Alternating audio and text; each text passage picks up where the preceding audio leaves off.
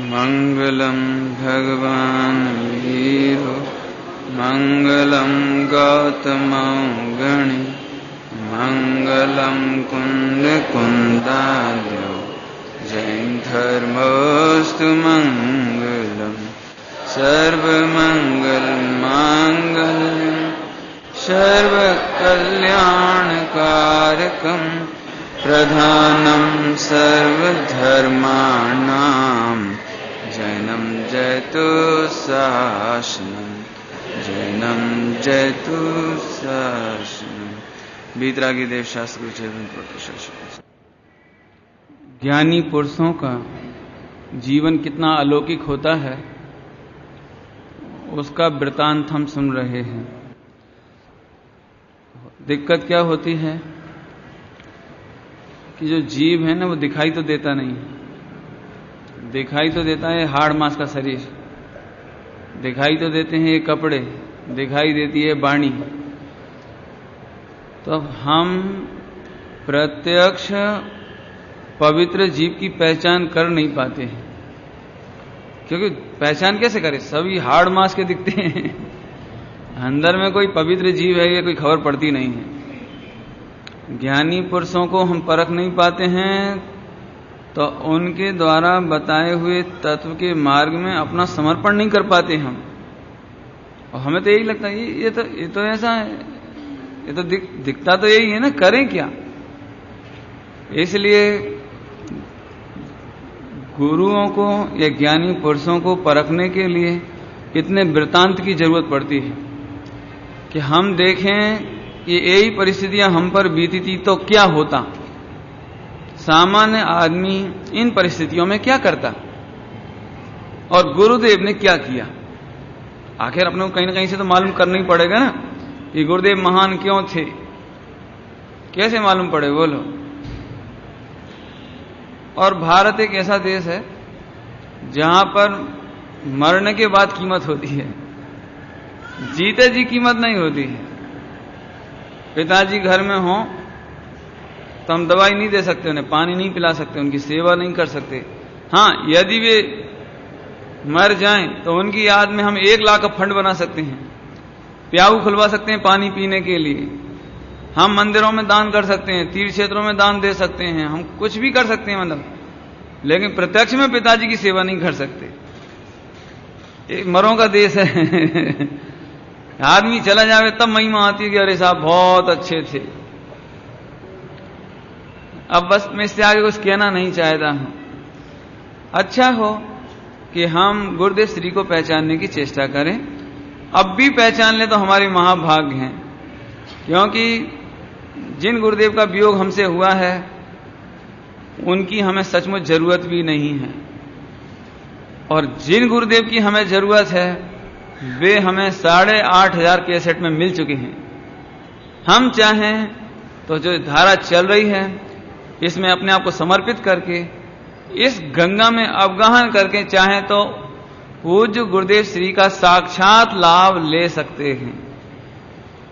इसलिए चर्चा विस्तार से अपन कर रहे हैं। एक घटना यहां बताना प्रासंगिक होगी, बहुत ही सुंदर घटना हुई, इससे आपको मालूम पड़ेगा कि गुरुदेव श्री क्या थे। ताकत तो आपको लगानी पड़ेगी थोड़ी सी, लेकिन मैं घटना सुना रहा हूं। जब गुरुदेव श्री सोनगढ़ में पधार गए परिवर्तन हो जाने के बाद, उसके 1-2 बरस बाद, परिवर्तन के बाद 93-94 संबत में रामजी भाई आए तो रामजी भाई को बोला कि भाई ये शास्त्र तो सबके हाथों में होना चाहिए। क्या इतना ही, अब गुरुदेव की इतनी बोल रही टोन थी, ये शास्त्र तो सबके हाथों में होना चाहिए।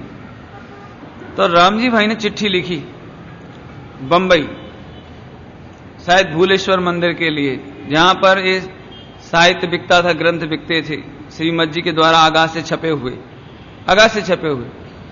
तो बॉम्बे चिट्ठी लिखी कि आपके पास जितने समय सार जी हों, चिट्ठी क्या लिखी, आपके पास जितने समय सार जी हों सारे सोनगढ़ भेज दो 10 प्रति नहीं, 5 प्रति नहीं, 20 नहीं, जितने हों सब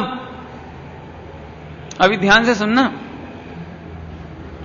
जैसे ही वो चिट्ठी आई तो जो मैनेजर था, बुजुर्ग मैनेजर थे उस समय, बहुत बुजुर्ग, 75-80 साल की उम्र, जो संभालते थे, वो चिट्ठी पढ़ते ही कि उनकी तो आंखें फटी की फटी रह गई। क्यों फटी रह गई वो बताता हूं अभी। क्यों? क्योंकि श्रीमत जी ने अगस्त में समय सारजी छपाने का ऑर्डर दिया कि छपाओ 1000 छपाओ। तो वो जो वहां के छपाने वाले थे, अब श्रीमत जी के सामने बोलने की ताकत तो है नहीं, ताकत नहीं है बोलने की, कैसे मना करें एक महापुरुष के सामने। फिर भी धीरे से हिम्मत करके कहा, साहेब पहले हमने 1000 छपाए थे, उसमें से 30 बरस में 200 बिके। 200 और 200 बिके नहीं, उनमें से 1 आना कीमत थी, 1 आना 4 पैसे, और वो भी हमें गिफ्ट में देने पड़े। समझ में आ गया ना? विद्वान आ गए तो गिफ्ट में कि चलो कैसे ही तो स्टॉक खाली होए, तो ये हम और छपाने की कैसे कहें।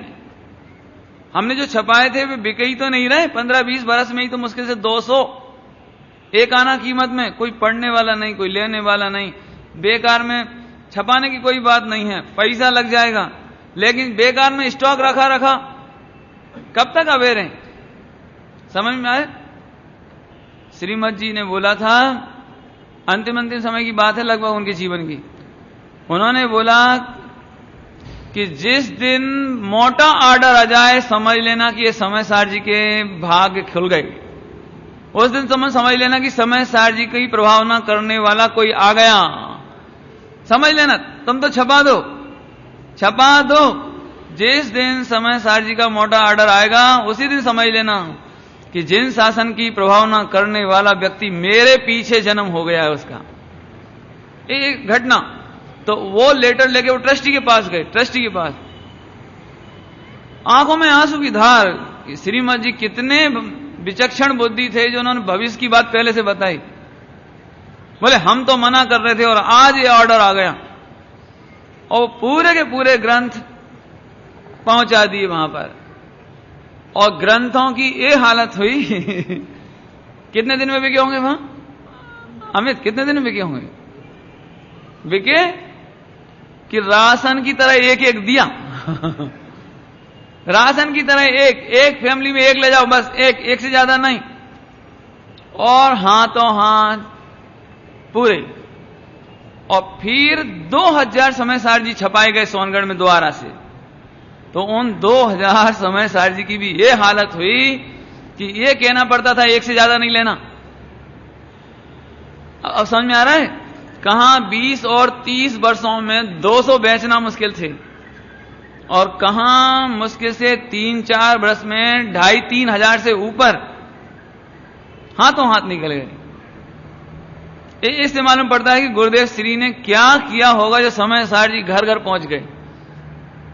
अभी देखो, जिनको अभी पहली बार स्वाध्याय कर रहे हो वे समय सार जी पढ़ के देखें, तब उन्हें समझ में आएगा कि समय सार जी में उन्हें समझना कितना कठिन है। और फिर गुरुदेव श्री ने जो खुलासा कर दिया, और अब पढ़ करके देखो तो तुम्हें ऐसा लगेगा यार ये तो साक्षात अमृत है, बिल्कुल सीधे सीधे पी जाओ, इसमें तो कुछ कठिन ही नहीं रहा। अब तो बच्चे समय सार है। कहने का आशा यह है, आज ये जो सभा दिख रही है ना बड़ी बड़ी, ये सब गुरुदेव का प्रताप है। ये जो छोटे छोटे बच्चे सुनने बैठे ना 10-10 से 11-11 बजे रात तक, ये गुरुदेव श्री का प्रताप है। बोलो, इस तरह समय सार जी मिले और आगे बढ़े। अभी इसकी चर्चा अपन और आगे करें। एक बात खास बताने की है, आप लोग बोर मत होना, कदाचित हम अब फास्ट चले तो लेकिन एक खास बात बतानी है।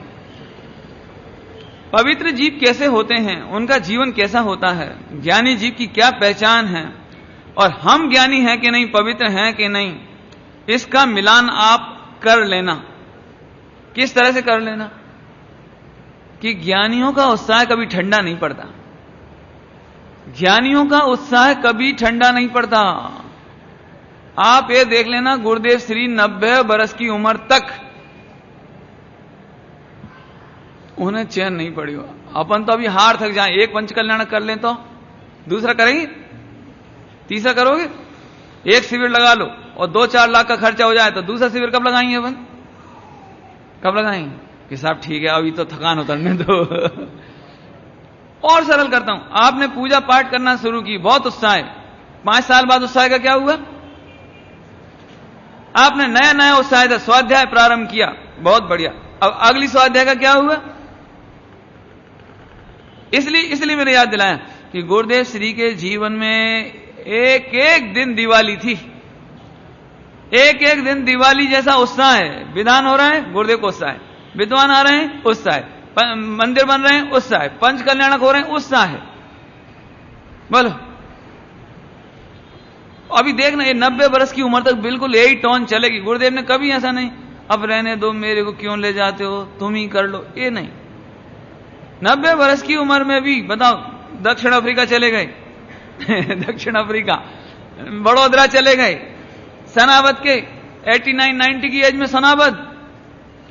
मैं सही बताऊं तो कई बार मैं कंपैरेटिव सोचता हूं तो मैं कितनी जल्दी थक गया हूं मुझसे कोई कहे कि बॉम्बे आना तो मैं सोचता हूं इतनी दूर और गुरुदेव श्री की सोच देखो, 90 की एज में, 89 की एज में अफ्रीका चलना है, चलो चलो चलो।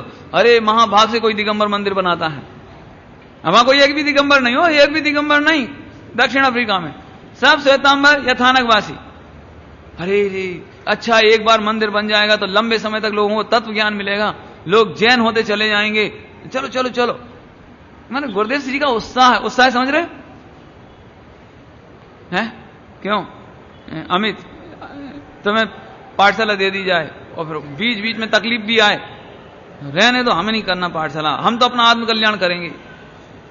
पाठशाला चलाने के नाम पर आत्म कल्याण, प्रवचन करने के नाम पर, अब रहने दो, कोई सुनता है नहीं है, हम ही व्यवस्था कर करके हारे जा रहे हैं अब सोचो कंपैरेटिवली कि गुरुदेव श्री का उत्साह कितना रहा होगा, उनकी वाणी का तेज। अब वाणी का तेज कैसेट में सुनो, है 60, 70, 80 वर्ष की उम्र तक तो ऐसी आवाज है बुलंद, यदि आप कैसेट सुनो तो मालूम पड़े आपको। और ये 90 वर्ष की उम्र के प्रवचन है जो अभी सुन रहे हो आप, जबकि बीमार रहते हैं, कभी ताव चढ़ रहा है, कभी कोई बात हो रही, इसलिए थोड़ा सा आवाज में आपको ऐसा लगता है, नहीं तो बुलंद आवाज। कहने का मतलब क्या है, यदि हम आत्मार्थी हैं तो हम भी पहचाने कि हमें पूजा पाठ में उत्साह है कि नहीं, देव शास्त्र गुरु के प्रति भक्ति में उत्साह है कि नहीं, जंगल में गए तो मुनिराजों के प्रति उत्साह है। ये सब वर्णन आपने सुन लिया, अभी अब इनको रिवीजन नहीं करना है, आगे मैं बताऊंगा, आप मिलाते जाना अपने जीवन से। अभी सभी लोगों को बहुत उत्साह था। सन 1948 संवत 2004 गुरुदेव श्री की उम्र हो गई 59 ईयर्स, 59 वर्ष। अभी तक सोनगढ़ में लाइट नहीं आई, 1948 में भी लाइट नहीं आई, गांव में वही धूप सन्नाटा, रात को अंधेरा हो जावे तो साए साए हवाएं, झींगरों की आवाज, मेंढकों की आवाजें, उल्लू की आवाजें माने कुछ नहीं, एकदम सन्नाटा। अभी भी ऐसे समय में सभी लोगों को एक विचार आया कि गुरुदेव श्री की जन्म जयंती मनाई जानी चाहिए। और क्या कहें, एक छोटा सा कार्यक्रम मांडा विधान का, गुरुदेव श्री को जन्म जयंती का नहीं बताया वो विधान। अभी सारे मोक्षु आ गए, खूब प्रवचन का लाभ हुआ। और जैसे ही 11 मई 1948 मंगलवार का दिन आया तो घर घर से एक एक लालटेन समझते हैं ना, फानुस, सब लोग लाए और गुरुदेव श्री के स्वाध्याय मंदिर के चारों तरफ लटका दिए 59 वो फानस, हमारे यहां लालटेन कहते हैं, वो लालटेन लटका दी। और घर घर जैसे दिवाली हो गई उस दिन, अचानक दिवाली, और खूब उत्साह, खूब भक्ति और खूब। तो गुरुदेव श्री एकदम आसूच है, इसकी क्या जरूरत थी, तुमने मेरे बिना पूछे ऐसा कैसे किया, जन्म जयंती मनवानी, कौन की जन्म जयंती मनती है, तीर्थंकरों की होती है, अपनी नहीं होती है। ऐसे गुरुदेव श्री तो, क्योंकि अभी तक तो 58 बरस बीत गए, जब तक तो कुछ हुआ ही नहीं। अब अचानक हुआ तो बड़ा आश्चर्य अंदर से, और अच्छा नहीं लगा।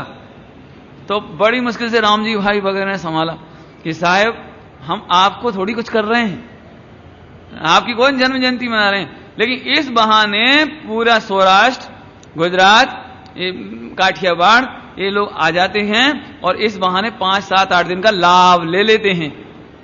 नहीं तो व्यापार में तो क्या कहते हैं, नवड़ास ना मिले कभी अवकाश ही नहीं मिले। इसलिए इस बहाने से हम लोग इकट्ठे होकर एक विधान कर लेते हैं, और नहीं तो साल भर खेतों में पड़े रहते हैं, क्या व्यापार करते रहते हैं। इस बहाने आते हैं, ये लाभ लेते हैं। ठीक है, ठीक है। गुरुदेव श्री को कभी उत्साह नहीं रहा।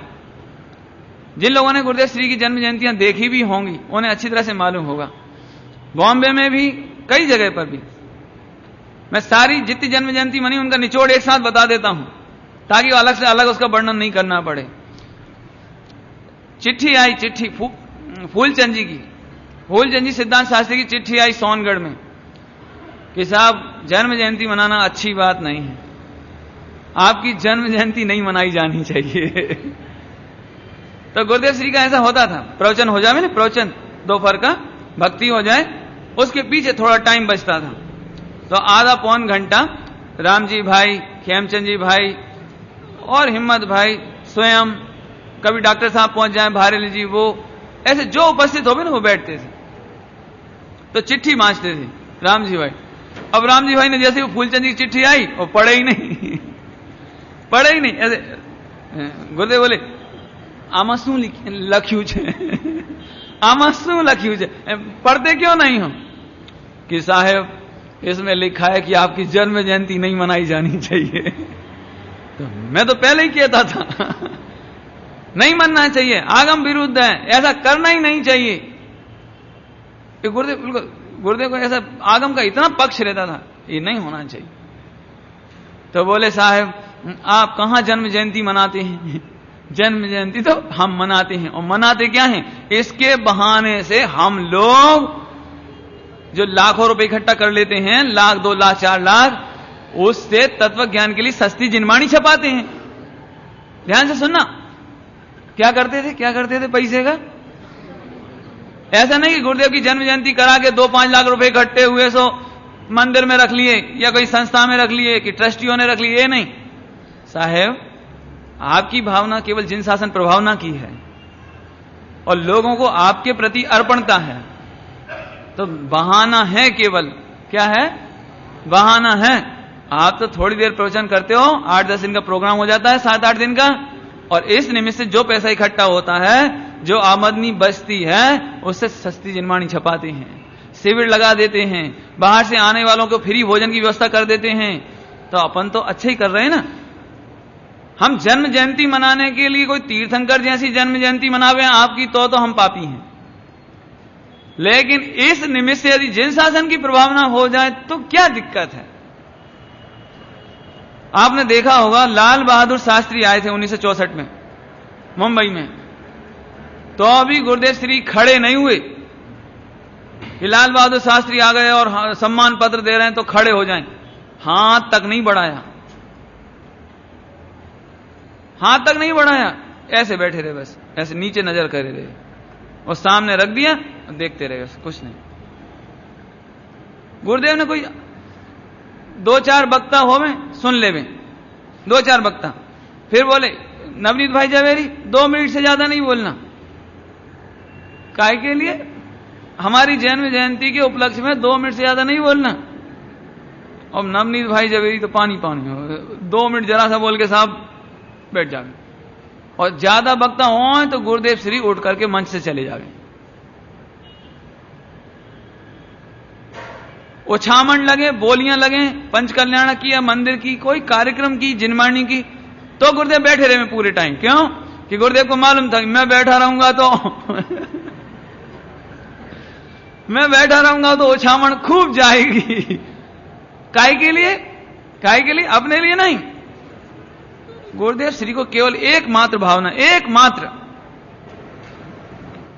शुरू में जब गुरुदेव सोनगढ़ पधारे थे और जब बिहार करते थे ना, तो उस समय स्टेट का जमाना था, स्टेट राजा रानी रहते थे, महाराज साहब, पुराने जमाने के महाराज रहते थे, तो जो पगला चलते थे ना, पगलिया, उनके घर में जाना, हमारे घर में आपके पगलिया पड़ गए, तो गुरुदेव जाते थे। मालूम क्यों जाते थे?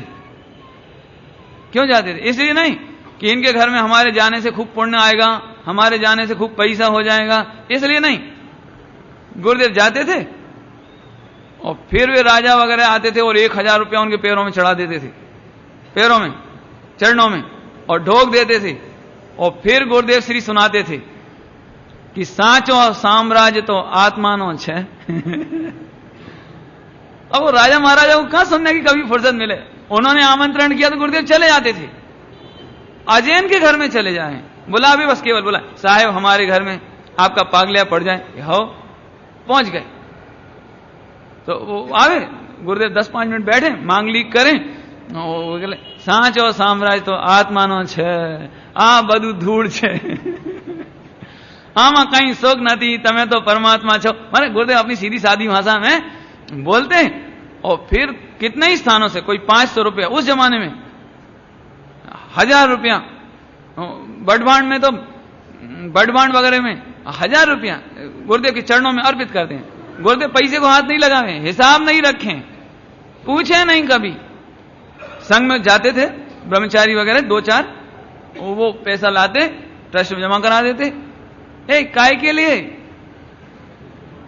केवल एक जिन शासन की प्रभावना के लिए कि ये पैसा आवे तो जिनवाणी सस्ती होवे, शिविर लगे तो कोई को ये नहीं लगे कि इतना खर्चा कौन उठाए, खर्चा, इसलिए। अभी ऐसे प्रसंग बहुत सुंदर सुंदर एक से एक घटे हैं जीवन में गुरुदेव की। देखो, भावना भी होए तो कैसा, उत्साह भी होए तो कैसा, समर्पण भी होए तो कैसा, इस तरह से। तो गुरुदेव को कभी जन्म जयंती का उत्साह स्वयं को नहीं रहा, मना भी करते रहे, लेकिन केवल पत्र आने के बाद भी जन्म जयंती इसलिए चलती रही, उसका कारण आपको बता दिया। मैं इसलिए जवाब दे रहा हूं कि कई लोगों को लगता है कि जन्म जयंती तो नहीं मनानी चाहिए, कि बराबर गुरुदेव को ये बात खबर थी, लेकिन वो जन्म जयंती वैसी जन्म जयंती नहीं थी जैसी अपन तीर्थंकरों की मनाते हैं। इसके माध्यम से मात्र सारे देश के लोग इकट्ठे होते थे, 7-8 दिन कार्यक्रम होता था, भक्ति होती थी, तत्व ज्ञान मिलता था, कक्षाएं चलती थी। कोरा ऐसा नहीं था कि गुरुदेव की जन्म जयंती है तो लोग मिठाइयां ला रहे हैं, नारियल चढ़ा रहे हैं और बहुत गुरुदेव गुरुदेव गुरुदेव बस, ये नहीं। पूरे टाइम 2 टाइम प्रवचन, शाम की चर्चा, ये कंपलसरी थे गुरुदेव के जीवन में। बोलो, वो आने में कोई नेता देर हो जाए तो गुरुदेव ऐसा नहीं कि प्रवचन लेट कर रहे हैं, आवे कि नहीं आवे, अपना प्रवचन टाइम से शुरू, इस तरह से। तो ये पहली बार जन्म जयंती गुरुदेव की मनी, बिल्कुल सोनगढ़ में दिवाली जैसी। अभी सोनगढ़ में जो लोग रहे हैं उन्हें मालूम है कि जब तक गुरुदेव श्री वहां रहे विद्यमान, तब तक प्रतिदिन दिवाली जैसा आनंद था। अब एक दिन का व्याख्यान करेंगे तो बहुत टाइम लगेगा, इसलिए अपन अभी जल्दी जल्दी बताते हैं। अभी इसी बरस पहली बार जो श्रावण महीने चल रहा है, श्रावण, ये श्रावण का प्रौढ़ शिक्षण शिविर प्रारंभ हुआ। ये सीजन हो जाता है ना, सीजन, तो लोगों को फुर्सत मिल जाती है, चौमासा भी रहता है, बरसात रहती है, अब मार्केट ठंडा होता है। तो सोनगढ़ में इन्हीं दिनों प्रौढ़ शिक्षण शिविर, गुरुदेव श्री के आने के बाद कुंवारे भाइयों, छोटे नवयुवक, उनके शिविर लगे। ये प्रौढ़ शिक्षण शिविर हुआ। प्रौढ़ शिक्षण में रामजी भाई, खेमजी भाई, बाद में तो ज्ञानचंद जी, डॉक्टर हुकुमचंद जी भारी साहब और लालू भाई जी, लालचंद जी मोदी राजकोट, इन लोगों ने प्रौढ़ शिक्षण में पढ़ाने का काम शुरू किया। मोक्ष मार्ग प्रकाशक, रहस्यपूर्ण चिट्ठी और जो अलग अलग विद्वान अलग अलग कक्षाएं लेकर के प्रौढ़ शिक्षण, क्योंकि सीधे सीधे गुरुदेव को समझना तो कठिन पड़ता था, तो ये छोटी छोटी कक्षाएं चलाई गई। ये प्रौढ़ शिक्षण प्रारंभ हुआ और इसी बरस समय सार जी का प्रवचन भाग 1 हिंदी में छपा। याद है, समय सार जी प्रवचन भाग 1 सबसे पहला प्रवचन छपने वाला है। क्यों? क्योंकि गुरुदेव श्री राजकोट में प्रवचन करते थे, उसका दोनों बहनें आधा आधा घंटा लिखती थीं, वो गुजराती में छपे और बाद में उस गुजराती का हिंदी छपा। इस तरह से आगे कार्तिक सुदी 13 के दिन 26 नवंबर 1947 बुधवार के दिन 6 बहनों ने पहली बार ब्रह्मचर्य लिया। सोनगढ़ में 6 बहनों ने ब्रह्मचर्य लिया। और इसी समय प्रवचन सार जी का गुजराती अनुवाद हिम्मत भाई जी ने पूरा किया।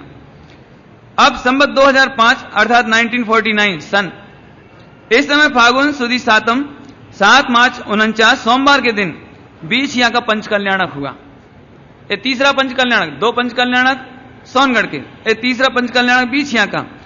यहां पर एक सुंदर पंचकल्याणक हुआ, ध्यान से सुनना। इसको नाथूलाल जी इंदौर वालों ने, उन्होंने करवाया था अपने हाथों से, और गुरुदेव श्री ने अंकन न्यास किया। अभी ध्यान से सुनना, प्रतिमाएं कहां से आई होंगी पंचकल्याणक के लिए प्रतिष्ठित होने के लिए? मालूम है कहां से आई थी? पता है?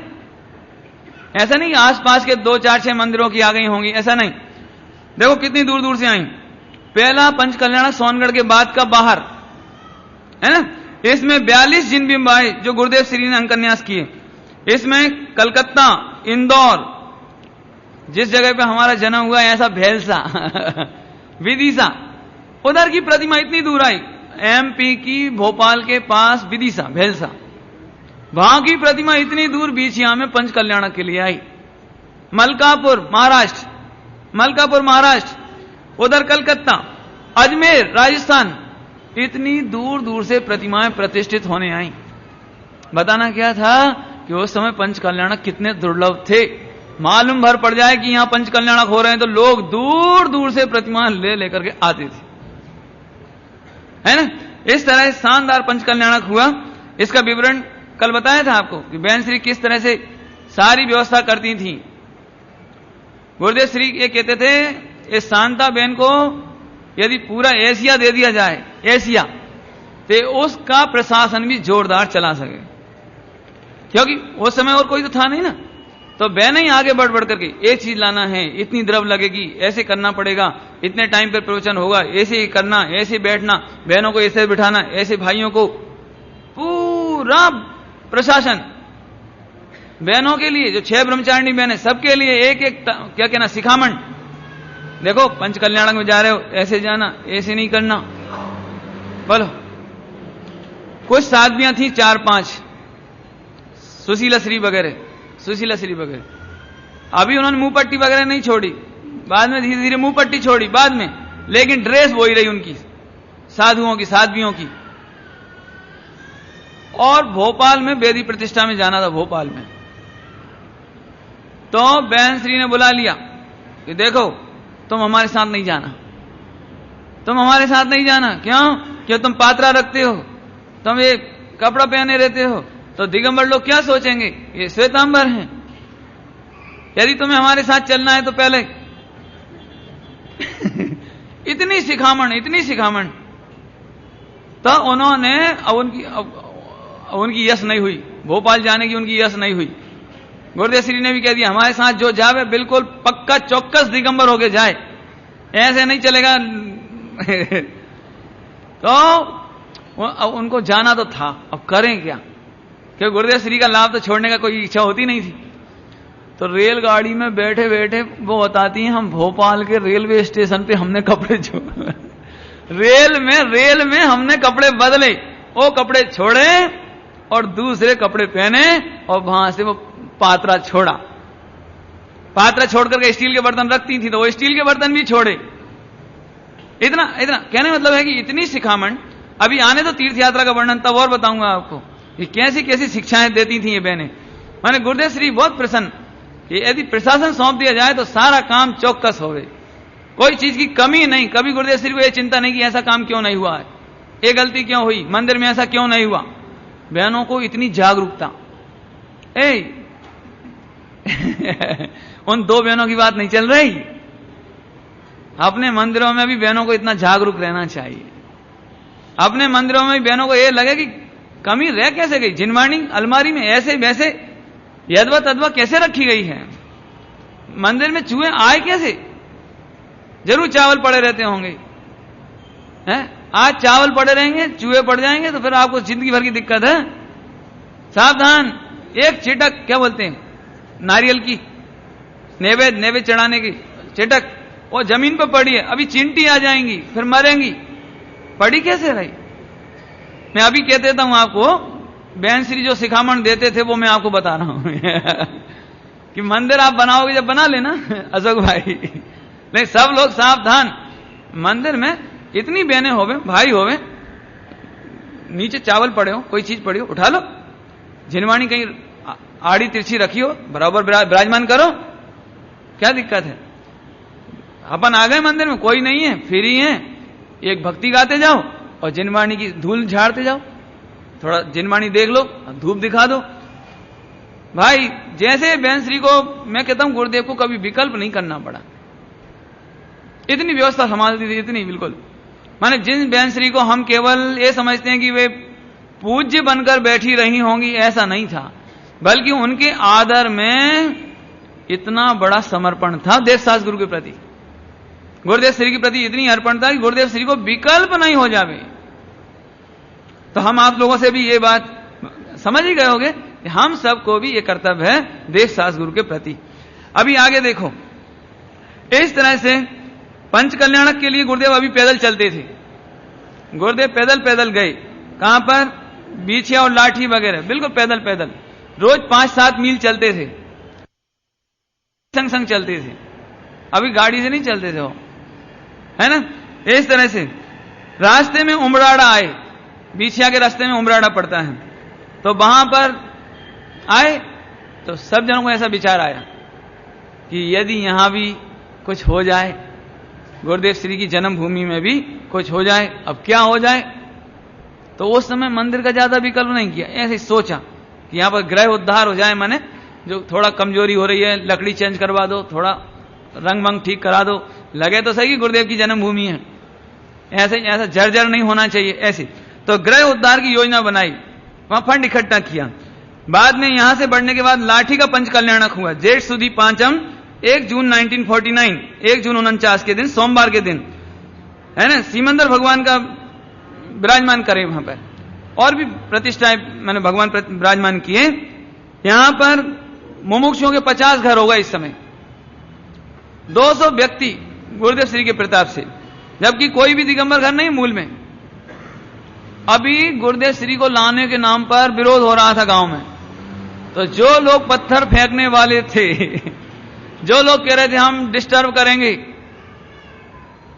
तो जो पत्थर फेंककर विरोध करने वाले थे, गुरुदेव श्री को उनके ही घर ठहराया और उनके ही घर ठहराया जो विरोध कर रहे थे उन्हीं के यहां मेहमान ठहराए। अच्छा, गांव की व्यवस्था है ना, तो गांव में अब क्या करो, अब पत्थर कौन फेंकेगा, तुम्हारे ही घर में गुरुदेव ठहरे तो पत्थर कौन फेंकेगा, तुम्हारे ही घर में भोजन की व्यवस्था रख दी, तो अब तुम गाली किसको दोगे, सुबह से उठते से नहलाने धुलाने की व्यवस्था करो। तो इस तरह से इतनी बढ़िया तरीके से कार्यक्रम हुआ लाठी का कि बिल्कुल भी विरोध नहीं हुआ और खूब शांति से शानदार कार्यक्रम इस समय हुआ। अभी इसी समय एक विचार और आने लगा कि अब गुरुदेव श्री की समय निकलता जा रहा है, 60 वर्ष के गुरुदेव श्री हो चुके हैं, राजकोट में जन्म जयंती मनी 60वीं।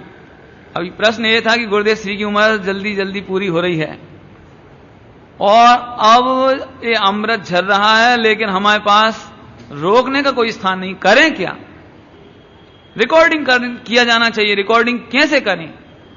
तो उस जमाने में रिकॉर्डिंग की कोई सुविधा नहीं थी, ये टेप रिकॉर्ड वगैरह कुछ नहीं थे आपकी, कुछ भी। लेकिन ये फिल्मी दुनिया बंबई में चलने से ग्रामोफोन आए थे, ग्रामोफोन जानते हो, है ना, अब तो कोई बताने की जरूरत नहीं है। ग्रामोफोन, वो सुई रख देते थे उसके ऊपर और डिस्क चलती रहती थी, जैसे आपकी आजकल सीडी की डिस्क है छोटी सी, ऐसे बड़ी बड़ी डिस्क ब्लैक, और वो घूमती थी। तो अब ये विचार आया कि जब इसमें गाने भर सकते हैं तो गुरुदेव के प्रवचन क्यों नहीं भर सकते देखो दिमाग कहां लड़ाया, ये ग्रामोफोन में गाने बज सकते हैं तो गुरुदेव श्री के प्रवचन क्यों नहीं भर सकते। तो सबसे पहली बार उसमें भजन रिकॉर्ड करने की चेष्टा की गई, भजन। लेकिन कुल मिलाकर उस समय इतनी टेक्निक, समझदारी, इतना क्या कहना चाहिए, रेल में गाड़ी आदि की सुविधा इतनी फास्ट, माने आना जाना, पैसा जुटाना, खरीदना, कहां से खरीदें, क्या करें, ये टेक्नोलॉजी ज्यादा डेवलप ना होने से, हम अपनी भाषा में कहें तो विशेषज्ञ उपलब्ध ना होने से, रिकॉर्डिंग का विशेषज्ञ उपलब्ध न होने से गुरुदेव श्री के प्रवचन ग्रामोफोन पर रिकॉर्ड नहीं हुए, अभी आगे।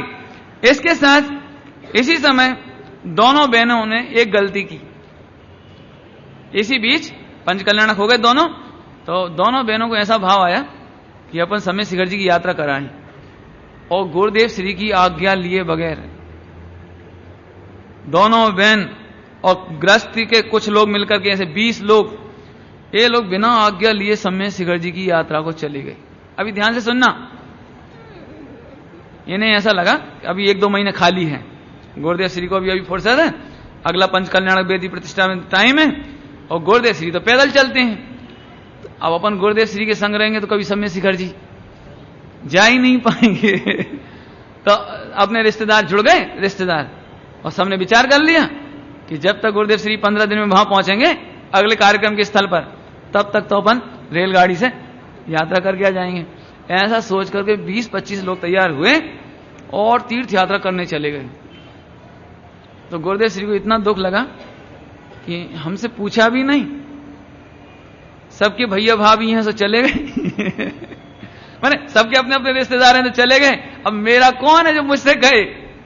माने एक तरह से कहें तो एकाकीपन की फीलिंग कि आज हम पैदल चलते हैं तो आज हमारा कोई रिश्तेदार नहीं है, तो उनकी बहनों के रिश्तेदार हैं तो उन्हें तो लिवा ले गए, हमको किसी ने पूछा तक नहीं कि साहब आपको भी समय शिखर जी की यात्रा करना है। गुरुदेव को बहुत अंदर अंदर दुख लगे, देखो हम तीर्थ यात्रा नहीं कर पाए, इस बात का दुख। दोनों बहनें आ गई यात्रा करके, गुरुदेव 1 महीने तक नहीं बोले। अभी बहन श्री ऐसे धुजे, ऐसे सामने आने से डरे, आने से बोल नहीं सके ऐसे। लेकिन इसमें आपको गुरुदेव बुरे लग रहे होंगे, मुझे नहीं मालूम, लेकिन मैं कहता हूं एक गुरु की दृढ़ता है कि एक शिष्य की इतनी ताकत कैसे पड़ गई कि अब गुरु की आज्ञा लिए बगैर चला गया। जीवन भर में पहली और आखिरी गलती। फिर कभी गुरुदेव श्री की आज्ञा लिए बगैर दोनों बहनों ने कभी सोनगढ़ से बाहर की कोई तीर्थ यात्रा की कुछ काम नहीं किया। इसका मतलब यह नहीं कि वे स्वयं जाकर के आज्ञा लेती थी, अपने भाइयों के द्वारा, हिम्मत भाई वगैरह हैं, ब्रह्मचारी चंदू भाई हैं, इनके द्वारा खबर पहुंचा देते कि साहब हमारे ऐसा भाव है, तो गुरुदेव हां कर दे तो चले जावे, ना कर दे तो नहीं जावे। इतनी अर्पणता, ये तो क्या कहें, मैंने कोई अद्भुत दिन थे। लेकिन इसके बाद फिर जीवन में कोई गलती नहीं हुई। ध्यान रखना, गलतियां बुरी नहीं हैं, लेकिन गलतियों पर गलतियां होना बुरा है। गलतियां हो गई कोई बात नहीं, फिर गलती नहीं हुई और सीख ले ली, ये अच्छी बात है। इस तरह से मक्सर बदी आठम आचार्य कुंद स्वामी कुंद आचार्य देव को आज के दिवस माने मक्सर बदी 7 के दिन 33 वर्ष की उम्र में आचार्य पद दिया गया था। मैं समझता हूं ये बात शायद ही किसी को मालूम हो, लेकिन गुरुदेव श्री को कहां से मिली ये बात। और इस 8 के दिन गुरुदेव श्री ने सोनगढ़ में इतना जोरदार उत्सव किया। हाँ, आज तो हमारे आचार्य 33 वर्ष की उम्र में आचार्य पद मिला, 33 वर्ष की उम्र, बारंबार याद करें। 11 वर्ष की उम्र में दीक्षा है ना, विदेश क्षेत्र गमन, 8 दिन रहे, साक्षात भगवान को सुना, ऐसी खूब भक्ति आचार्य कुंद देव की। और पहली बार मैं समझता हूं हिंदुस्तान में सोनगढ़ में आचार्य पदारोहण दिवस मनाया गया। हमें तो क्यों, तुम्हें आता है, याद आती, अपने को याद आती? इसलिए कहता हूं गुरुदेव श्री को तो मौका चाहिए था, मौका, जरा मौका मिले तो नाचें बस, प्रसन्न, प्रफुल्लित, उत्साहित। इस तरह से संवत 2006 में आई है 1950 सन राजकोट में 1 मार्च 1950 को पंचकल्याणक हुआ। इस पंचकल्याणक में एक हिसाब से देखा जाए तो राजकोट और जो पूरा उधर का एरिया है ये लगभग सूखा पड़ता है, यहां पर अकाल जैसी स्थिति पड़ती है। उस जमाने में मिट्टी के तेल पर पाबंदी, कंट्रोल से तेल मिले, सरकारी परमिशन हो तो आप उत्सव कर सको। पंचकल्याणक करने के लिए भी सरकारी परमिशन, क्योंकि नहीं तो तेल नहीं मिलेगा, चोखा नहीं मिलेगा। चावल बनाने के लिए नहीं मिले, हर चीज की पाबंदी, शक्कर नहीं मिले, शक्कर। तो उस समय गुजरात में बहुत तकलीफ थी। मुन्नालाल जी प्रतिष्ठाचार्य आए। इस समय बेचर भाई थे, उन्होंने कानूनी आज्ञा ली, कानून से बाकायदा पास करवाया कलेक्टर से, जब मजिस्ट्रेट से, कि साहब हमें तो भगवान का पंचकल्याण करना है, इसमें कोई हमारी कोई भौतिक बात, कोई शादी विवाह जैसा वो नहीं है, फालतू खर्च, नहीं, भगवान का मंदिर बनाते हैं, पंचकल्याण करते हैं, इसके लिए। तो बेचर भाई ने एक भी काम गैर कानूनी नहीं किया। मैं क्यों कह रहा हूं, ध्यान से सुन रहे हो? हमें ऐसा लगता है कहीं से भी मिली भगत करके नंबर 2 में करो, लेकिन बेचर भाई ने कहा कि नहीं, मैं भी सत्याग्रही हूं, मैं भी हिंदुस्तानी हूं, मैं किसी भी गलत काम को नहीं करूंगा, गांधीवादी विचारधारा के। तो उन्होंने बिल्कुल कानून की आज्ञा लेकर एक एक काम किया, और इस तरह से सरकार के विरुद्ध कोई काम नहीं करके एक जोरदार उत्सव किया। बताते तो हैं उस समय चावल बनाने के स्थान पर सोनगढ़ में भी और उधर भी वो क्या आती थी, वो क्या कोदों क्या कहलाती थी, हाँ ऐसे कोई कोथरी, हाँ वो कोथरी बनाई जाती थी, चोखा नहीं बनाए, कोथरी बनाई जाती थी। इस तरह से, है ना, इस तरह से सोनगढ़ में गुरुदेव की 61वीं जन्म जयंती मनी, और इस समय बिजली आई पहली बार, इस समय बिजली आ गई। भादो सुदी पंचम एक बहुत सुंदर काम हुआ, यह भी आपको देखने और दिखाने जैसा। कितना उत्साह रहता होगा श्रोताओं को, खेमचंद जी भाई को कितना उत्साह रहता होगा कि स्वयं ग्रस्त, स्वयं का व्यापार चलाना है, बच्चे पल रहे हैं, सब कुछ हो रहा है, और गुरुदेव श्री का प्रवचन सुनने के बाद ऐसा लगता था कि ये प्रवचन प्रतिदिन घर घर पहुंचे। क्या प्रतिदिन, महीने का नहीं, प्रतिदिन। तो गुरुदेव श्री के प्रवचन नोट करके हाथ से, और वो साइक्लोस्टाइल मशीन आती थी घुमाने वाली। तो एक कागज आता है, क्या बोलते हैं उसको, हाँ स्टेंसिल, उस स्टेंसिल पे हाथ से लिखें पूरा प्रवचन हाथ से, और फिर वो स्टेंसिल मशीन पे घुमावें, और वो भी 2 कलर में, उसमें भी चित्र, उसमें कभी मान स्तंभ का चित्र, कभी जन्म जयंती का चित्र, कभी पंचकल्याण के चित्र। जन्म जयंती आई तो जन्म जयंती के महावीर भगवान के चित्र हाथ से बनाना, पहले स्टेंसिल पर पूरा हाथ से मॉडल करना, और फिर मशीन पे चढ़ा के उसे घुमाना, और फिर पर डे प्रतिदिन उसके ऊपर टिकट लगा करके घर घर भेजना। कितने पैसे में मालूम? 6 रुपए में साल भर, 6 रुपए में साल भर है, 1 महीना, 6 रुपए में, मैंने रोज आना। मेरी बस अपन तो नहीं कर पाएंगे ना, क्या ये रोज करें, रोज घुमावे, रोज, क्यों उस समय छापे की इतनी वो सुविधा नहीं, और रोज के रोज करना, प्रूफ रीडिंग करो, ये करो, तो बहुत लंबा टाइम, तो हाथ से करते थे। इस तरह ये 6 साल तक, जब तक अमृतलाल भाई जीवित रहे, तब तक 6 बरस तक ये पत्रिका रोज छपती थी और रोज जाती थी। अभी एक भाई ने मेरे को जिल्द लाके दी है कल, वो मैं दिखाऊंगा आपको कल, आप देखना। और मेरे को भी बहुत सारी प्रतियां मिली अलग अलग, वो भी आप देखना, हस्तलिखित। हाँ, सदगुरु प्रवचन प्रसाद, उसका नाम था, सदगुरु प्रवचन प्रसाद उसका नाम था उस पत्रिका का। इस तरह से ये सारे कार्यक्रम बढ़ते बढ़ते राजकोट में जो पंच कल्याणक हुआ, उसमें मुन्नालाल जी प्रतिष्ठाचार्य आए। मुन्नालाल जी प्रतिष्ठाचार्य ने ऐसी प्रतिष्ठा ही नहीं देखी इससे पहले, ध्यान से सुनना। तो उन्होंने प्रसन्न होकर नाना लाल भाई से एक बात कही, सुनना जरा। कौन ने कहा? प्रतिष्ठाचार्य ने, एरे गेरे ने नहीं, श्रोताओं ने नहीं।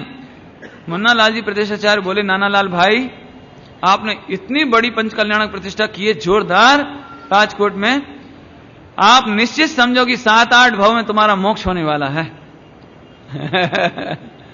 मैंने इतने प्रभावित हुए उस पंचकल्याणक से कि तुम 7-8 भाव में मोक्ष जाने वाले हो।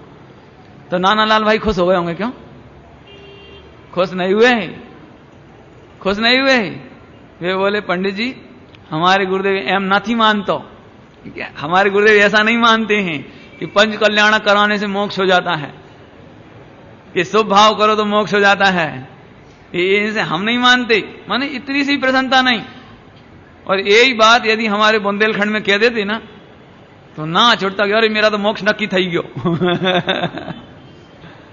लेकिन ना बोले नहीं पंडित जी ऐसी बात नहीं है, हमारे गुरुदेव कहते हैं ऐसा नहीं है। कितना ही लाखों करोड़ों दान दो, लेकिन दान देने से को मोक्ष कभी होता ही नहीं। शुभ भाव है क्या कहा, पुण्य ये है। एक गुरुदेव श्री का प्रताप, ये तत्व ज्ञान का प्रताप कि कोई जीव बहकाने से बहकते नहीं हो कि हाँ मेरा तो मोक्ष है ना। इस तरह से अजमेर की भजन मंडली आई थी इस समय राजकोट में, पहली बार गुरुदेव श्री को इनका परिचय हुआ। इसमें एक शांतिलाल भाई थे। अब देखो ऐसा लगता है ना खूब डिटेल बताएं, लेकिन बताएं भी कहां तक। तो गुरुदेव श्री को जब ये नाटक खेले अकलंग निकलंग और राजुल और पिता का संवाद, तो गुरुदेव श्री को तो बैराग से आंखों में आंसू आंसू भरावे। जो निकलंग का वो गर्दन कटना दिखावे और अकलंग का रुदन दिखावे, अरे रे जैन शासन माटे केवो उत्सर्ग, अरे रे। तो गुरुदेव को तो आंखों में आंसू की धार। राजुल का ऐसे सुने तो एकदम आंखों में आंसू। गुरुदेव श्री को इतना अच्छा लगा। इनका शांति भाई थे जो, इनमें एक भाई थे मूलचंद भाई, वे नृत्यकार थे मूलचंद जी भाई। स्त्री का बेस बना के ऐसे नाचे धमाधम। तो रामजी भाई ने अकेले में बुलाया कि देखो भाई नाचो कि मत नाचो ये मैं नहीं कहता हूं, लेकिन स्त्री का बेस बनाकर नाचोगे तो आपको स्त्रीलिंग का बंद हो सकता है, क्योंकि वैसी हाव भाव, वैसी रंग ढंग, वैसी सारे सारे मटकना, ये स्त्रियोचित नृत्य करना अपने को शोभा की चीज नहीं है। तो उन्होंने छोड़ दिया, बरोबर बात है, छोड़ दिया। गुरुदेव श्री उस समय पैदल विहार करते थे, तो राजकोट से विहार करें तो ये अजमेर वाली मंडली भी संग संग चले। तो गुरुदेव को बड़ा प्रमोद, कहीं से भी विहार करें सबसे पहले मंदिर में जावें, क्योंकि ठंडे ठंडे में चलते थे ना गुरुदेव। तो जैसे आज रात को रुक गए, अब कल सुबह विहार करना है 6-7 बजे, तो गुरुदेव श्री कभी भी ऐसा नहीं कि जल्दी से 5:30-6 बजे विहार कर दें, ऐसा नहीं। भले ही धूप पड़े हो चाहे कुछ हो, सबसे पहले सुबह उठें, जिन मंदिर में जावें, बढ़िया 1-2 भक्ति करवावे, खुद भक्ति करावें गुरुदेव, और वे संग में रहते थे वो अजमेर वाले, वो मंडली पूरी, वो भक्ति करावे, भक्ति करावें, पीछे फिर विहार करें। अपन क्या करेंगे, क्या ये मतलब 5:30-6 बजे ठंडे में निकल चलो जल्दी जल्दी, ऐसा नहीं करते गुरुदेव। दिन निकल आवे, सबसे पहले मंदिर जावे, मंदिर में भक्ति करें। एक कहीं भी जाए बिहार में, देर हो जाए तो हो जाए, लेकिन भक्ति पहला नंबर। देखो मैं इसलिए कहानी सुना रहा हूं कि जिन लोगों को ऐसा लगता है गुरुदेव पुण्य को हे कहते हैं, अरे गुरुदेव की रग रग में जैन शासन की भक्ति थी। देव सहस गुरु के प्रति इतनी भक्ति, इतनी अर्पणता रग रग में थी। बोलो गुरुदेव श्री कोई नाटक होवे, अब आएगी सब चर्चा तो धीरे धीरे आएगी। एक कोई श्वेतांबर थे, नाम इसमें लिखा है श्वेतांबर, तो कापड़िया थे कोई क्या थे, तो कोई राजोलोर का नाटक खेला उन्होंने, तो श्वेतांबर अनुसार खेला उन्होंने, श्वेतांबर के अनुसार। तो अभी गुरुदेव बैठे रहे, सुनते रहे, क्योंकि गुरुदेव को मालूम था कि मैं उठ के चला जाऊंगा तो ये सारी पब्लिक चली जाएगी। तो गुरुदेव श्री को इस बात की चिंता थी, ये थानक से आए, ये श्वेतांबर से आए हैं, ये एक कार्यक्रम करेंगे सांस्कृतिक और पब्लिक चली जाएगी तो इसका मनोबल टूट जाएगा, इसको जैन धर्म अच्छा नहीं लगेगा, इसको ये लगेगा कि ये कैसे जैनी है। तो गुरुदेव श्री को इतनी दूरदृष्टि, भले ही वो प्रोग्राम कैसे ही करे, तो गुरुदेव पूरा टाइम बैठते, और गुरुदेव बैठे तो कौन उठे, कौन उठे, गुरुदेव बैठ। मैं क्यों बता रहा हूं ये बात, नहीं समझ में आई।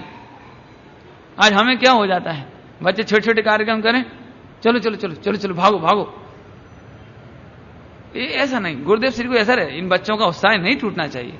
छोटे छोटे बच्चे हैं, आज एक छोटा सा बोल रहे हैं, कल ये भगवान बनेंगे, कल यही मुनि बनेंगे, कल यही समर्पित होंगे, और अपन इनका मनोबल नहीं करें तो क्या हो, बोलो। तो गुरुदेव श्री को इतना आगे पीछे का विचार रहता था। चलो ऐसे प्रसंग तो बहुत हैं।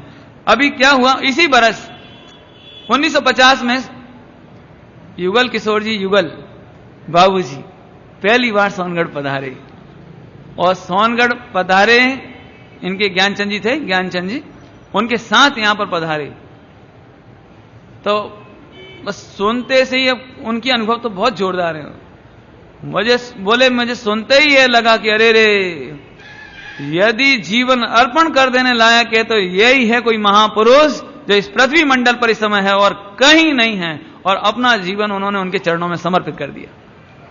और इतना, अब क्या कहें, गुरुदेव को सुनने के बाद जब लौटे कोटा, तो रास्ते में कोई से चर्चा वार्ता नहीं, ऊपर बैठ गए बर्थ पे, और वहां पर स्वाध्याय, और स्वाध्याय करते करते इतनी भक्ति उमड़ी देवसास गुरु की कि वहीं पर उन्होंने केवल रवि किरणों की पूजा लिखना शुरू की।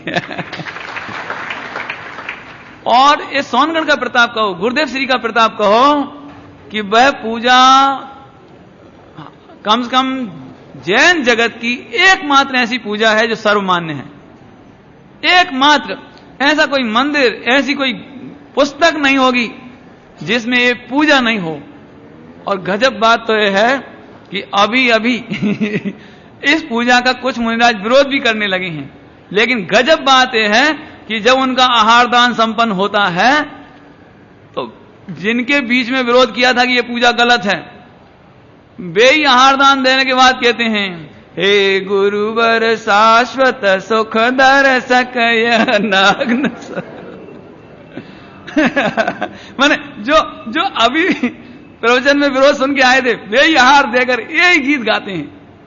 बोला, मेरा कहने का मतलब यह है कि गुरुदेव श्री का प्रताप, तत्व का प्रताप, कि पहली बार क्रांति हुई युगल जी को, और रेलगाड़ी में बैठ करके सबसे पहली ये पूजा आई, और इतनी बढ़िया आई कि अभी तक उसकी कोई मिसाल दूसरी नहीं है।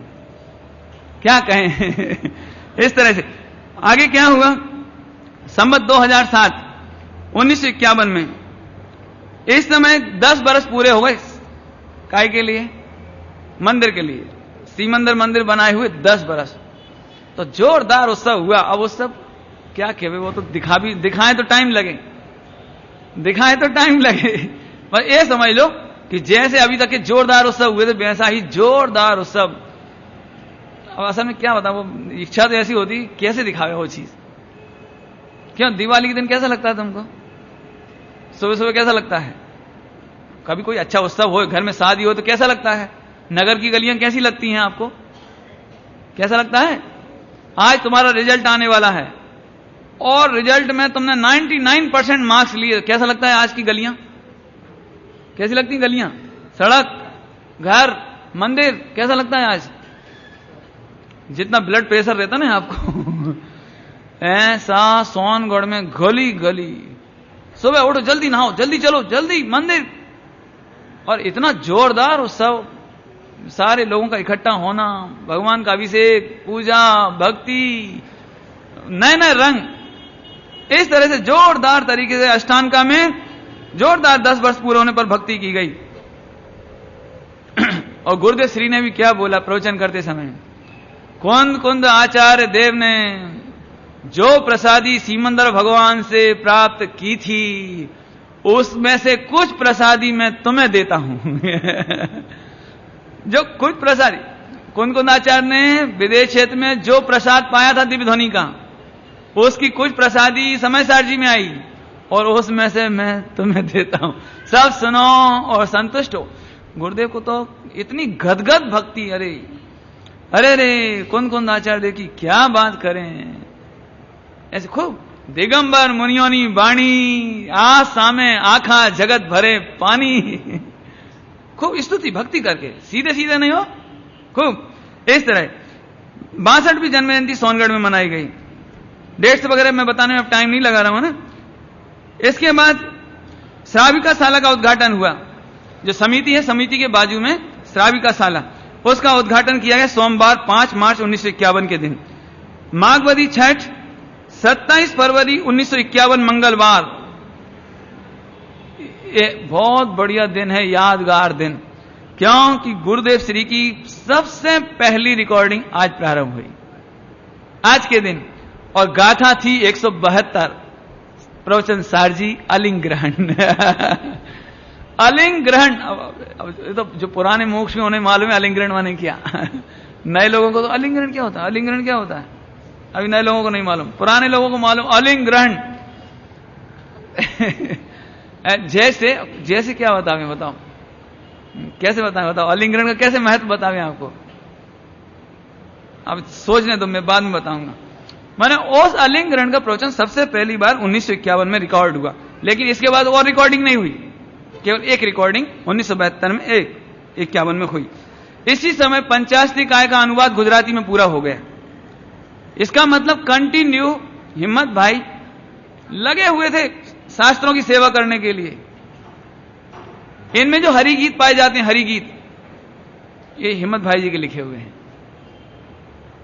और ये कितने बढ़िया हैं वो तो अब आप समझ ही सकते हो, कितने मधुर हैं कि हम सीधे सीधे उन्हें उनका अर्थ ग्रहण कर लेते हैं।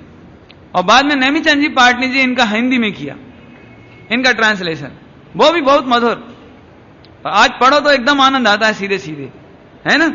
इस तरह से इसी बरस गुरुदेव श्री, अभी मालूम नहीं था गुरुदेव को, दिशा के लिए जाते थे, लेटरिंग करने के लिए जंगल जाते थे। जंगल जाते समय रास्ते में 3 केरियां पड़ी मिली, 3 केरी। पंडित जी ये भी कोई बात है, 3 केरी, इसमें क्या है कि तुम नहीं समझोगे। 3 केरी मिलना गुजरात में सगुन है। तो 3 केरियां एक साथ पड़ी दिखाई दी, तो गुरुदेव श्री देखते से समझ गए आज कोई अद्भुत काम होने वाला है। अभी गुरुदेव को कुछ मालूम कुछ नहीं हो, आज कुछ होने, अब सगुन है तो कुछ ना कुछ होने वाला है। जैसे ही लौट कर आए तो बसराज जी गंगवाल लाडनू सोनगढ़ पधारे पहली बार, और यहां की भक्ति, स्वाध्याय, गुरुदेव का जीवन और बहन श्री का जीवन देख करके इतने प्रफुल्लित हुए कि उन्हें ये भावना आई कि मुझे यहां पर इन ब्रह्मचारिणी बहनों के लिए, जो 8 बहनें थीं, इन बहनों के लिए, ये चाली में रहती हैं, छोटे छोटे कमरे, अरे इनके लिए एक शानदार ब्रह्मचर्य आश्रम होना चाहिए। समझ आया? उसी दिन और आखिरकार बहनों का जीवन देखा और मंदिर के पास जगह खरीद करके 1.25 लाख रुपए की लागत से 1952 है ना, 1951 में 1.25 लाख रुपए की लागत से ब्रह्मचर्य आश्रम, गोगा देवी आश्रम, उसका शिलान्यास किया, खाद मुहूर्त किया। और बाद में अभी और काम होगा, उसकी चर्चा अपन करेंगे। इसी समय सोनगढ़ में मान स्तंभ बनाने की तैयारियां हुई। अब इसके वर्णन तो बहुत सुंदर हैं। मान स्तंभ की तैयारियां हुई, है ना। हुआ क्या, अभी अगले संवत में 1952 इस समय स्वर्गीय सेठ तोलाराम जी गजराज जी ट्रेन से आए, रेल से, ये भी स्पेशल रेल से आए, 2-3 दिन रुके यहां पर। माघ सुदी पंचमी गुरुवार 31 जनवरी 1952 गोगा देवी ब्रह्मचारी आश्रम कंप्लीट हो गया, फटाफट काम हुआ, जल्दी। और बसराज जी गंगवाल के हाथों इसका उद्घाटन हुआ। उस दिन जब उद्घाटन हुआ तो भगवान महावीर स्वामी की प्रतिमा पधारी वहां पर। कहां पर? ब्रह्मचर्य आश्रम में, ताकि ब्रह्मचर्य आश्रम में पहले नंबर पग पड़े, चरण पड़े तो भगवान के, तो पहले कोई ने प्रवेश नहीं किया, पहले भगवान की प्रतिमा। और पूरी रात गुरुदेव श्री के प्रवचन भई, दिन में भक्ति भई, और रात भर बहनों ने भगवान की भक्ति की, रात्रि जागरण किया। सोचते जाना जरा संग अपन क्या करेंगे क्या, अब दिन भर भक्ति, दिन भर रात भर भक्ति, दिन भर प्रवचन, ऐसा नहीं। बहनों को ऐसा लगे कि अरे रे अब तो हमारा आराधना केंद्र खुल गया है, हमें सुरक्षा गृह मिल गया है, अब तो हम यहां पर रहकर अपना आराधना करेंगे। ऐसी अत्यंत भक्ति से नींद ही नहीं आवे। क्या कह रहे हैं, जाओ सो जाओ, ऐसे कैसे सो जाओ, हमारे घर में भगवान, हम कैसे चले जाएं? कोई बहन नहीं, सब और गांव के लोग इकट्ठे, रात भर भक्ति। देखो भक्ति को हे करने वालों के चित्त की भक्ति है। ये आपको बहुत दाखला दे रहे हैं, समझ लो। लोग आपसे कहें कि अरे साहब आप पुण्य को हे कहते हो, साहब इतना सुनकर बोलो कि पुण्य को हे माने क्या। और आज हम पुण्य को हे कह करके, भक्ति तो विकल्प छे, पूजा तो विकल्प छे। सुनो प्रभु, तुम 7वें गुणस्थान में जा रहे हो तब कहना ये बात। क्या कह रहे 7वें गुणस्थान में जाओ तो कहना कि पूजा विकल्प है, भक्ति विकल्प है। नहीं तो गुरुदेव श्री और बहन श्री का जीवन आदर्श बनाओ। ख्याल में आ रहा कुछ? ये तो बहुत फास्ट चल रही पिक्चर। यदि वो आपको असली दृश्य देखने को मिलते ना सोनगढ़ के, तो आप कहते कि अरे क्या जीवन रहा होगा। तब तो कह रहे थे चौथा आरा चल रहा था, चौथा आरा, पंचम काल लगता ही नहीं था। रोज जहां कभी किसी को खबर ही नहीं, टॉकीज किसका नाम, थिएटर किसका नाम, गाने किसका नाम। अभी रुक जाओ, अभी आने दो, मैं अभी बहुत अच्छे अच्छे प्रसंग सुनाऊंगा बाद में। अभी तो आगे चलते है ना। 16 बहनें थी इस समय, 16 बहनों से प्रारंभ हुआ यहां पर, और फिर बाद में तो कुल मिलाकर 65 बहनें तक रही, 65 इस आश्रम में।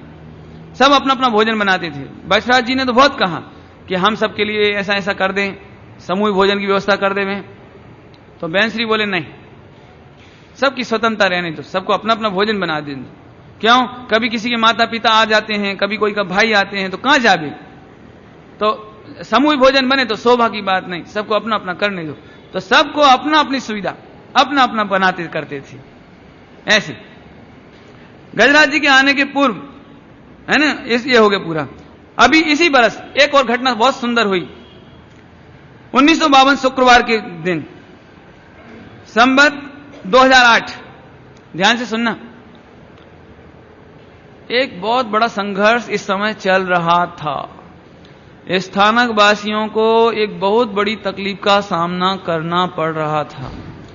जिन जिन गांवों में स्थानक वासी गुरुदेव को मानने लगे, समर्पित हो गए, दिगंबर हो गए, मंदिर बनाने लगे, तो उनके बच्चों को स्थानक वासी बोर्डिंग में से निकाल दिया गया। रोटी बेटी की झगड़े होने लगे, रोटी बेटी नहीं देंगे, समाज में नहीं बुलाएंगे, विरोध करेंगे। कोई के यहां कोई गुजर जावे, मर जावे, तो कोई आवे ही नहीं। लेकिन सबसे बड़ी तकलीफ क्या आएगी थी, बच्चों को पढ़ाने कहां भेजें। अब बच्चों को पढ़ाई कराने कहां भेजें। तो स्थानकवासी बोर्डिंग में तो रखे ही नहीं उनको। तो ये बात रामजी भाई, खेमजी भाई वगैरह सोनगढ़ में ये बात पहली बार उठी 1952 में कि साहब आपका अनुकरण करने के बाद स्थानकवासी समाज में बड़ी तकलीफ है, बच्चे पढ़ने कहां जाएं, सब उनको बोर्डिंग में पढ़ाते ही नहीं है, रखते ही नहीं है, करें क्या। तो गुरुदेव श्री बोले अपनी बोर्डिंग खोल लो ना, दूसरों के आगे बार बार जाते ही क्यों हो। तो खेमजी भाई और रामजी भाई वगैरह ने मिलकर के यहां पर बोर्डिंग का शिलान्यास किया, बोर्डिंग की शुरुआत की। और सबसे पहले बोर्डिंग में कितने बच्चे पढ़े मालूम है 3 बच्चों से शुरुआत हुई, 3 बच्चों से। अभी आपको समझ में नहीं आ रहा होगा, 3 बच्चों से बोर्डिंग शुरू करने में अपन तो ये समझे अरे अब 3 बच्चों के पीछे 2 कमरे लो, भोजनशाला लो, ये करो वो करो, फिर किराया दो, और फिर उनका देख रेख कौन करे, टीचर रखो, फला करो। अपन तो करे ही नहीं। गुरुदेव बोले कहीं बात नहीं, 3 हो चाहे कितना ही हो। बाद में तो फिर बहुत बच्चे, मेरे ख्याल से तो बहुत बच्चे, बहुत 75 बच्चे तक पढ़े बाद में तो, लेकिन 3 बच्चों से शुरुआत हुई और इस तरह से बोर्डिंग खुला। 8 अप्रैल 1952 के दिन गुरुदेव श्री का परिवर्तन दिवस हुआ। परिवर्तन दिवस चैत सुदी 13, याद होगा तो चैत सुदी 13 गुरुदेव श्री का परिवर्तन दिवस। इसी दिन मान स्तंभ का शिलान्यास हुआ। बहन चंपा बहन श्री के हाथों से इसका शिलान्यास हुआ है ना। और इसकी लागत भी थी 1.25 लाख रुपए मान स्तंभ। और गुरुदेव श्री की उम्र कितनी थी, वो प्रतिष्ठा के समय देखना आप, 63 बरस की उम्र गुरुदेव की, और 63 फुट ऊंचा ही मान स्तंभ बनाया। एक अंदर से उत्साह आता था ना कि साहब गुरुदेव की 63वीं जन्म जयंती है तो क्या करें। एक बात बहुत रही कि गुरुदेव श्री के प्रति जनमानस में बड़ा उत्साह है कि 63वीं जन्म जयंती तो ठीक है, 63 फुट का मान स्तंभ। गुरुदेव की 80वीं जन्म जयंती तो ठीक है, 80 फुट ऊंचा परमागम मंदिर है ना। ऐसे गुरुदेव का 74वां जन्म जयंती लाठी में, तो 74 बैलगाड़ियों का जुलूस 74 बैलगाड़ियों का जुलूस। अब उस जमाने में बैलगाड़ी का जुलूस भी गांव वाले 25 गांव के लोग देखने आए, बैलगाड़ी का जुलूस। ऐसा बहुत हुआ। ऐसे यहीं पर कितने 87वीं जन्म जयंती, कौन सी 88वीं, तो गुरुदेव श्री को कमल की रचना की। मेन गेट से लेकर पांडाल के मंच तक, प्रवचन के पाठ तक आने के लिए कमल की रचना, और कमल के ऊपर संख्या लिख दी 1 2 3 4। गुरुदेव ने 87 कमल पार करके प्रवचन करने बैठे। मैंने ऐसा मुमुक्षुओं को बड़ा उत्साह रहता था, है ना। क्या कहें, देखो लोगों को तो ऐसा लगा जैसे अतिरेक कर रहे हैं, लेकिन हम कह रहे हैं हमने कुछ भी नहीं किया उनके लिए। वास्तव में नवयुवकों को यदि ये उत्साह के काम नहीं मिले तो उन्हें आवे कैसे। और इस उत्साह के समर्पण में गुरुदेव से जो तत्व मिला उसकी तो कोई कीमत की नहीं जा सकती है। इस तरह से ये जो मानस्तंभ आया, मानस्तंभ की हुआ, इसमें गुरुदेव रोज महिमा करें मानस्तंभ की। समो शरण के बाहर मानस्तंभ, मानस्तंभ देखते से ही मान घल जाए। गौतम स्वामी का मान घल गया, दीक्षा ले ली, अंदर गए सो गणधर बने। अरे गुरुदेव इतनी महिमा करें रोज रोज रोज। उस समय 3 पीठिका बनी ना, जो नीचे नीचे की 3 पीठिका, वो बहनों ने कार सेवा करके बनाई। समझ में आ रहा कुछ? नीचे की 3 पीठिका बहनों ने मिल करके, श्रावकों ने मिल करके कार सेवा करके 3 पीठिकाएं रखी। 6 बेगन पत्थर भर के आए जयपुर से, 6 बेगन। और इस तरह से नानालाल, दोनों बैंसरी और नानालाल झवेरी, इन्होंने इसका शिलान्यास किया। और 63वीं जन्म जयंती सोनगढ़ में मनाई गई। संवत 2009 1953 गुरुदेव श्री की 64वीं जन्म जयंती सोनगढ़ में मनी, है ना। और अभी देखो सीमंदर भगवान की पीठिका बननी थी मानस्तंभ में, ध्यान से सुनना। और गुरुदेव श्री को सुबह सुबह सपना आया। अभी समझ में नहीं आ रहा होगा। तुम्हारा रिजल्ट आना हो तो रात को सपने में रिजल्ट आए कि नहीं आए? क्यों? सगाई हो गई हो और शादी की बारात जानी हो तो सपने में बारात जाती कि नहीं जाती? जाती कि नहीं? बोलो क्यों? तुम्हें पहली बार अमेरिका जाना हो, अमेरिका टिकट आ गई है, कल सुबह की फ्लाइट, आज रात को क्या होगा? समझ गए? ऐसे ही गुरुदेव श्री को तो उनके जीवन का सर्वस्व देव सास गुरु मालूम है कि कल भगवान की, सीमंदर भगवान विराजेंगे ऐसी ऊपर की, वो बेदी बनने वाली है, विराजमान होने वाले हैं। तो गुरुदेव को कितनी भक्ति चढ़ती होगी, कितना उत्साह चढ़ता होगा कि रात को सोते समय स्वप्न में सुबह सुबह सीमंदर भगवान का अद्भुत अद्भुत देदीप्यमान समो शरण में स्वरूप देखा, सीमंदर भगवान का। और उसी दिन सीमंदर भगवान की पीठिका मान स्तंभ में स्थापित हुई। ये तो अंदर से जिनको भक्ति उमड़ती होगी वे ही ऐसे सपने देख सकें। अपने को तो देख लेना भाई, मैं इसीलिए कंपैरेटिव स्टडी चल रही है अपनी, इससे मालूम पड़ता है कि पवित्र जीव का एक एक दिन कैसा रहा होगा, एक एक बरस। 64 बरस की उम्र में भी हो, अपन तो 64 बरस की उम्र में ठीक है, हैं? नवयुवकों को खास कह रहे हैं, गुरुदेव श्री के जीवन से शिक्षा लेने जैसी है। हमारा तन मन धन, हमारा जीवन देव सास गुरु के लिए अत्यंत भक्ति से समर्पित होने लायक है। टाइम तो हो गया आपका घड़ी में, है ना। इसी समय सिद्ध चक्रमंडल विधान पहली बार किया गया। बैसाख सुदी पूनम 28 मई 1953 गुरुवार के दिन बहन श्री के हाथों के द्वारा ओमराला में मंदिर का शिलान्यास किया गया, जहां गुरुदेव का जन्म स्थल था, वहां पर शिलान्यास किया गया। बसराज जी गंगवाल आए जी, घटना बहुत सुंदर है, छुट्टी कर रहे हो चिंता नहीं करना।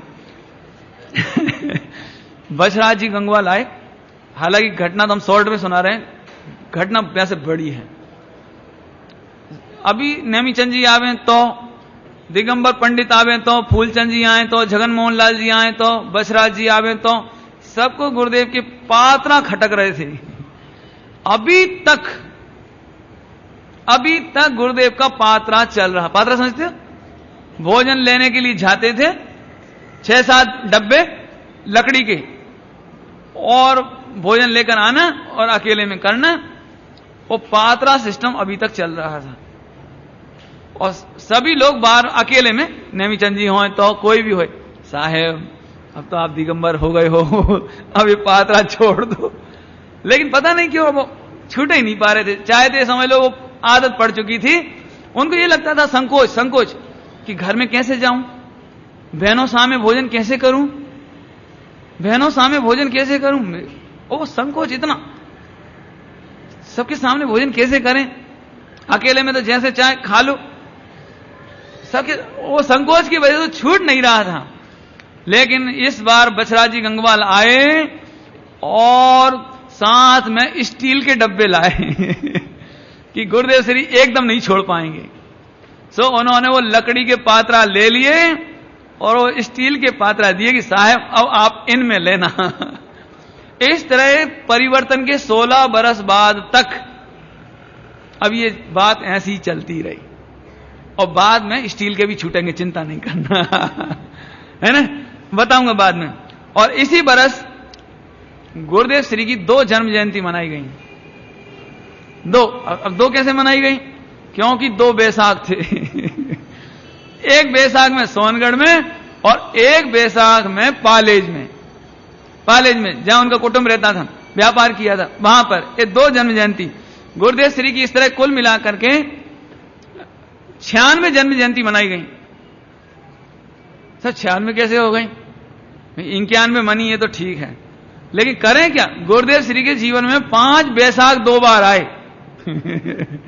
समझ आए ना? इसलिए हम यदि कुल टोटल काउंटिंग करें तो बैसाख सुधी 95-96 बार आई, 96 बार। ठीक है। और मानस स्तंभ प्रतिष्ठा के समय भावनगर के महाराजा कृष्ण कुमार सिंह पधारे। उनका जीवन बड़ा प्रमाणिक, बहुत अच्छा, बहुत आदर्श, अच्छा जीवन। भारत के एक कृष्ण कुमार सिंह जी ऐसे राजा थे जिन्होंने रजवाड़ाओं का विलय हुआ ना, विलय समझते हो? स्टेट बनानी थी, स्टेट, और प्रजातंत्र लागू करना था, तो सब रजवाड़ाओं को भंग कर दिया, राजाओं का राज भंग कर दिया। तो एक कृष्ण कुमार सिंह जी ऐसे पहले व्यक्ति थे जिन्होंने अपनी स्टेट साइन करके कह दिया कि इसे आप ले लो, सबसे पहले। और इनको इसी उपलक्ष्य में मद्रास का गवर्नर, राज्यपाल बनाया गया था। ऐसा ना, इतना वर्णन क्यों किया मैंने कि ऐसा व्यक्तित्व जब सोनगढ़ पधारा, जिसको मद्रास का गवर्नर बनाया गया, जिसने सबसे पहले साइन करके अपनी पूरी प्रॉपर्टी रजवाड़ा में दे दी। और जब गुरुदेव श्री का शिलान्यास वो प्रोग्राम हुआ मान स्तंभ का, तो वे आए तो गुरुदेव बोले कि जिसे थोड़ा चाहिए वो छोटा भिखारी है, जिसे ज्यादा चाहिए वो मोटा भिखारी है। गुरुदेव श्री इतने सरल, माने इतने सरल। गुरुदेव श्री को ये नहीं लगता कि ये तो भैया राजा है, भावनगर का राजा, भावनगर का, और ये तो भैया मद्रास के गवर्नर, कि भाई गवर्नर भी छोटा है, भगवान बहुत बड़ा है। भगवान में अनंत गुण अनंत शक्ति बसती है, इसकी महिमा अद्भुत है, अपार है, इसको जानो, इसमें क्या रखा है। ऐसे मतलब कुल मिलाकर गुरुदेव श्री निष्प्रही व्यक्तित्व, निश्चल व्यक्तित्व, सरल व्यक्तित्व, और बच्चों जैसा जो आया सहजता से कह दिया। टाइम तो 1.25 घंटा ले लिया आपका लेकिन अब लेना भी करें क्या? वो देखो भाई, थोड़ी ताकत तो आपको लग रही होगी, मैं जानता हूं, लेकिन गुरुदेव श्री का जीवन इतना सरस है, उतने सरस हम बोल नहीं पा रहे हैं, समझ लो आप। लेकिन 1-2 दिन की तकलीफ और भी हो आपको तो भी सुनना इसे, कभी आपको मालूम पड़ेगा एक एक दिन गुरुदेव का कैसा रहा होगा, कितना उत्साह और कितना समर्पण। अभी इसकी चर्चा थोड़ी और है, वो चलेगी, और बाद में हम बहुत सुंदर सुंदर प्रसंग आखिरी में सुनाएंगे। अभी एनुअल वार्षिक विवरण निकल जाए तब सुनाएंगे। ओम नमः शिवाय। जिनवाणे के ज्ञान से सूझे लोकालो, सोवाणे मस्तक न हो।